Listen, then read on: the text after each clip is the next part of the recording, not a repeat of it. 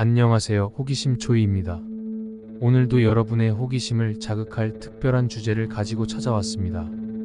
이번 영상에서는 여름 밤하늘을 더욱 아름답게 만들어주는 5개의 대표적인 별자리를 소개할 예정이에요. 독수리자리, 궁수자리, 뱀주인자리, 전갈자리, 그리고 천칭자리, 이 별자리에 얽힌 신화와 함께 그 깊은 이야기를 파헤쳐 보겠습니다. 고대 그리스 신화 속에 숨겨진 이야기들이 어떻게 밤하늘 속 별로 나타났는지 궁금하지 않으세요? 그럼 지금부터 시작해 볼까요? 1. 독수리자리. 독수리자리는 여름 밤하늘에서 가장 상징적인 별자리 중 하나입니다.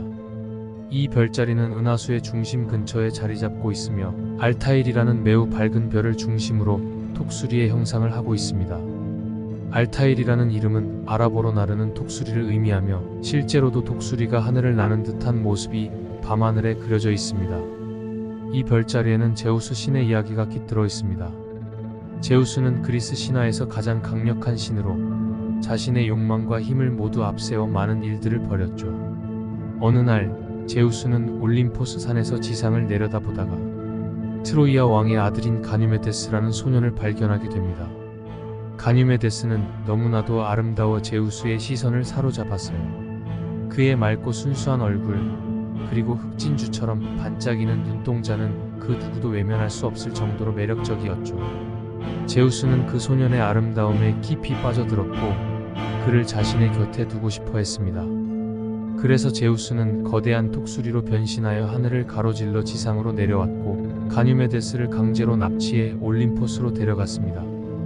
이때에 제우스가 변신한 독수리의 모습이 바로 지금 우리가 하늘에서 볼 수 있는 독수리 자리입니다.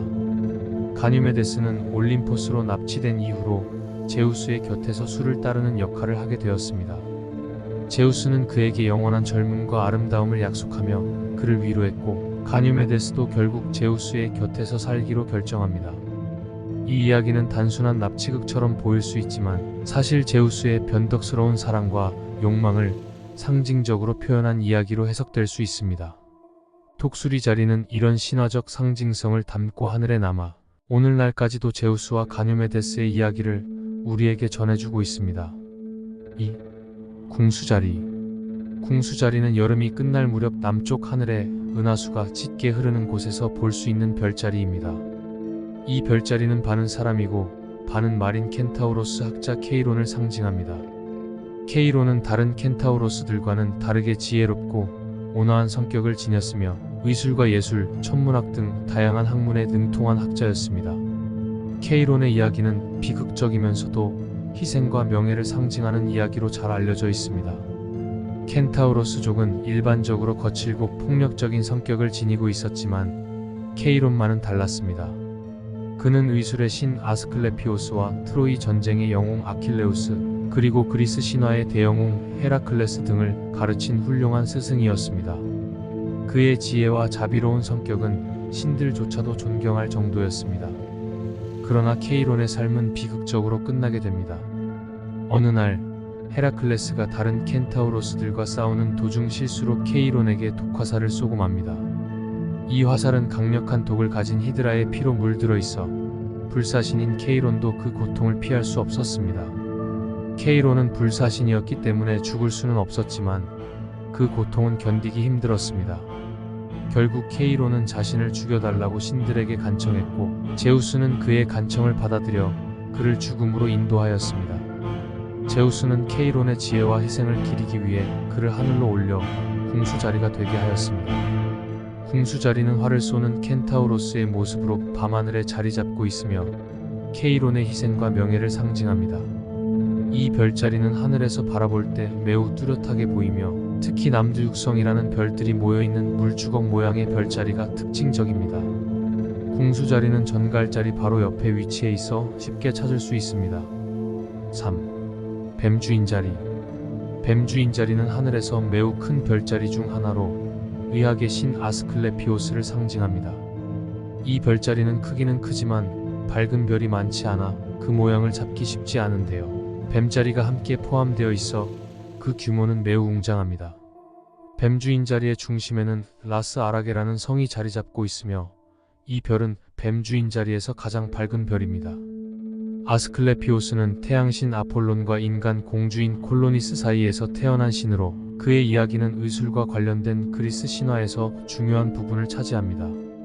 아스클레피오스는 어린 시절부터 천재적인 재능을 보였으며 특히 켄타우로스 학자 케이론에게서 의술을 배우며 성장했습니다. 그는 곧 가장 뛰어난 의사가 되었고 수많은 병자들을 치료했습니다. 그의 치료 능력은 점점 더 발전하여 나중에는 죽은 자도 되살리는 능력까지 얻게 되었다고 전해집니다. 하지만 이러한 능력은 저승의 왕 하데스를 불편하게 만들었습니다. 죽음의 세계에서 사람들의 수가 줄어들면서 하데스는 제우스에게 아스클레피오스의 행위를 고발하게 됩니다. 하데스는 죽음이 인간의 자연스러운 운명임을 강조하며 아스클레피오스가 이 자연의 질서를 어지럽히고 있다고 주장했습니다. 제우스는 결국 하데스의 요청을 받아들여 아스클레피오스에게 번개를 내려 그의 생을 마감하게 했습니다. 아스클레피오스의 죽음 이후 제우스는 그의 뛰어난 의술과 인간을 향한 헌신을 기리기 위해 그를 하늘로 올려 뱀 주인 자리로 만들었습니다. 뱀은 아스클레피오스의 의술을 상징하며 오늘날에도 뱀은 의학의 상징으로 사용되고 있습니다. 뱀 주인 자리는 밤하늘에서 전갈자리 위쪽에 크게 펼쳐져 있으며 그 모습은 마치 뱀을 든 의사가 서 있는 것처럼 보입니다. 4. 전갈자리. 전갈자리는 여름 밤하늘에서 가장 인상적인 별자리 중 하나로 은하수의 남쪽 지평선에 위치해 있습니다. 이 별자리는 S자 모양을 하고 있으며 그 중심에는 붉게 빛나는 안타레스라는 일등성이 있습니다. 안타레스는 전갈의 심장을 상징하며 그 붉은색은 강력한 힘과 위험을 상징합니다. 전갈자리는 매우 웅장하게 펼쳐져 있어 여름 밤하늘에서 쉽게 눈에 띕니다. 이 별자리에는 오리온과의 유명한 신화가 얽혀 있습니다. 오리온은 그리스 신화에서 가장 유명한 사냥꾼 중 하나로 세상에 퇴치할 수 없는 동물은 없다고 자만하고 다녔습니다. 이 말을 들은 제우스의 아내 헤라는 오리온의 자만심을 꺾기 위해 강력한 전갈을 보냅니다. 이 전갈은 오리온을 공격했고 그의 강력한 톡침으로 오리온은 결국 목숨을 잃게 됩니다. 이 전투에서 전갈이 승리한 이후 제우스는 전갈을 하늘로 올려 별자리로 만들었습니다. 이 신화는 오리온과 전갈자리의 관계를 상징적으로 보여줍니다. 밤하늘에서 전갈자리가 떠오르면 오리온 자리는 반대편 지평선으로 사라진다고 전해집니다. 이는 오리온이 전갈을 두려워해 도망치는 모습을 상징적으로 표현한 것입니다.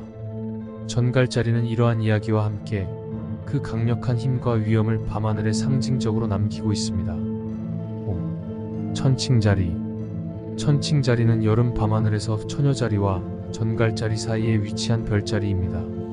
이 별자리는 3개의 3등성 별과 1개의 4등성 별이 약간 비틀어진 사각형을 이루고 있으며 그 모양은 고대의 저울을 연상시킵니다. 천칭자리는 고대부터 낮과 밤이 같아지는 추분점이 있었던 곳으로 정의와 균형을 상징하는 별자리로 여겨져 왔습니다. 천칭자리는 정의의 여신 아스토레아와 관련이 깊습니다. 아스토레아는 신들이 인간과 함께 살던 황금시대에 정의를 담당하던 신이었습니다. 그녀는 손에 저울을 들고 다니며 인간들 사이의 분쟁을 공정하게 해결하곤 했습니다.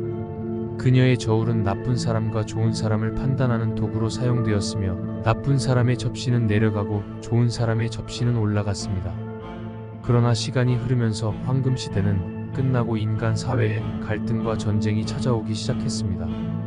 아스토레아는 마지막까지 지상에 남아 정의를 지키기 위해 노력했지만 결국 전쟁이 끊이지 않자 더 이상 인간 사회에서 정의를 세우기 어렵다고 판단하고 하늘로 올라갔습니다.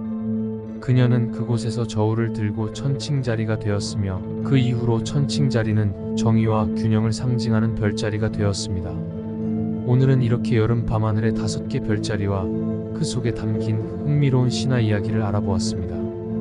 하늘을 바라보며 이 별자리들을 찾고 그 안에 담긴 이야기를 떠올리면 더더욱 신비롭게 느껴지겠죠. 앞으로도 이런 재미있는 이야기를 들고 계속 찾아올 테니 많은 시청 부탁드립니다. 지금까지 호기심 초이였습니다. 그럼 다음 영상에서 또 만나요.